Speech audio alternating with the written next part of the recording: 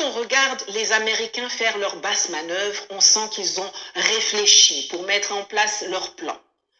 Quand la Turquie s'exprime, c'est structuré, c'est cohérent. Mais quand on écoute les Français, c'est enfantin. Que ce soit les hommes politiques, que ce soit la presse, que ce soit les diplomates, c'est toujours puéril. Aucune logique, aucune analyse, aucune réflexion. Bonjour. Aucune logique, aucune analyse, aucune réflexion, dit Nathalie Yamb. Ça, c'est le résultat d'une langue mal enseignée. Et ces termes, on les entend dans mes publications. Si on ne sait pas c'est quoi un sujet, c'est quoi un complément, on ne peut pas par exemple analyser une phrase. Comme on n'entend pas bien, je répète ce que je dis vers la fin. On ne peut pas, par exemple, analyser une phrase. Et de toute façon, quand il y a ce genre de choses, nous on comprend rien. À un moment, ce sujet, à un moment on appelle de complément, donc ça n'a pas de logique. Pas seulement, elles n'aident pas à comprendre la matière, mais souvent elles ne sont que de simples théories dépourvues de toute logique. Vous savez, quand on apprend à analyser les phrases, ça ne veut pas dire qu'on va passer toute notre vie à analyser des phrases. Mais cela va influencer notre façon de réfléchir, notre façon d'interpréter et d'analyser les choses. Quelqu'un qui est nul en maths et qui ne maîtrise pas la langue d'apprentissage, c'est quelqu'un qui fera souvent des choses de travers au cours de sa vie. Comme donc ceux qui sont l'objet de critiques de Nathalie Yamb. Mais qu'est-ce que ça m'apporte à moi, en tant que noir, de m'intéresser à cette langue qui n'est même pas une langue africaine?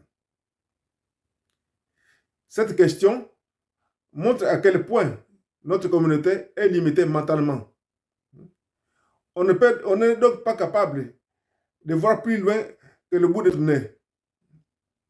Excusez-moi, mais il faut de temps en temps dire des choses qui choquent pour voir si cela permet à la communauté d'évoluer.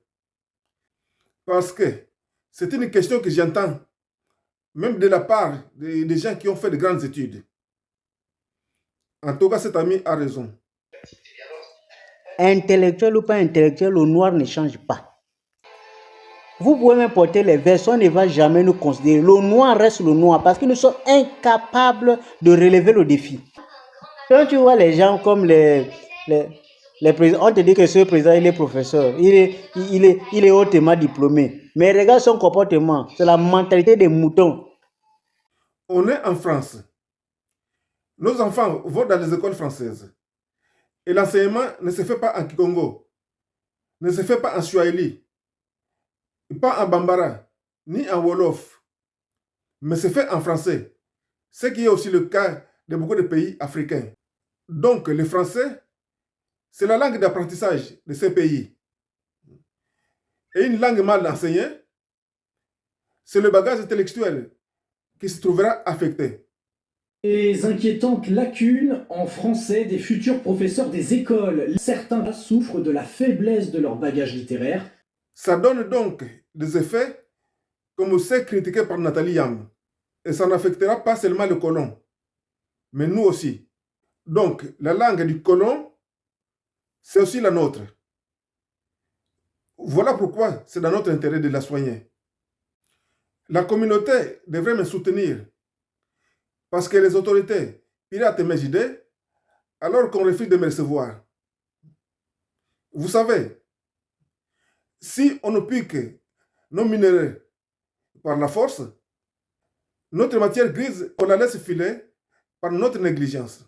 Comme par exemple ce groupe qui a refusé ma publication. C'est le même. Donc, les autres ont accepté. Celui-ci a accepté. Et ici, ils ont même liké.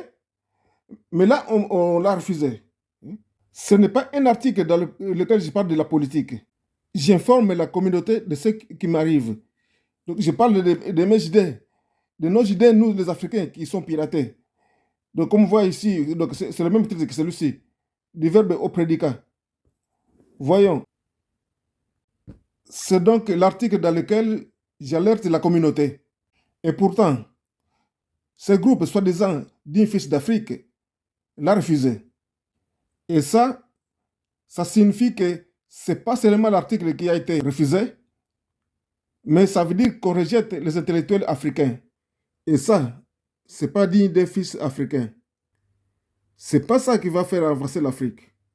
C'est votre mentalité des moutons là qui empêche les gens d'évoluer. Le noir refuse même le développement. Je ne sais pas. Hein. Je ne sais pas si c'est Dieu qui a fait ça, mais vraiment, c'est la race la plus nulle même de la planète. Les Noirs. Tous les autres se développent. Les Chinois se développent, les Arabes se développent. Il n'y a que les Noirs qui, tous sèment la pauvreté. Non, c'est sérieux quoi. Voilà pourquoi 40 ans après les indépendances, 50 ans après les indépendances, nous sommes toujours au même niveau. Merci mon avocat.